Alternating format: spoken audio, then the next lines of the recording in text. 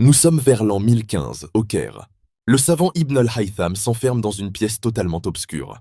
Il perce un minuscule trou dans un mur, laissant passer un rayon de lumière. Sur la paroi opposée apparaît alors une image nette, mais inversée, du monde extérieur. Ce dispositif, qu'il appelle Al-Bayt al-Muslim, la maison sombre, est la première caméra obscura jamais décrite scientifiquement. Ibn al-Haytham en fait une expérience contrôlée. Il varie la taille de l'orifice, mesure la netteté et l'intensité de l'image, et observe un principe fondamental. Plus le trou est petit, plus l'image est nette. Il démontre ainsi que la lumière voyage en ligne droite et que les images se forment par projection, non par émission des yeux comme le pensaient Euclide et Ptolémée. Dans son Kitab al-Manazir, livre d'optique 1021, il décrit en détail les angles des rayons, la réflexion sur les surfaces et la manière dont l'œil reçoit la lumière. Il explique aussi pourquoi l'image se renverse.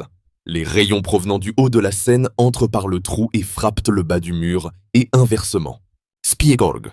Cette découverte va inspirer Léonard de Vinci, Kepler et Newton. Mais surtout, elle introduit une idée révolutionnaire. La science doit passer par l'observation et l'expérimentation. 5 siècles avant Galilée, Ibn al-Haytham avait déjà formulé les bases de la méthode expérimentale. Sans lentilles, sans verre, juste un trou et un rayon de lumière. Il a capturé la première image du monde, le jour où l'humanité a compris comment elle voit.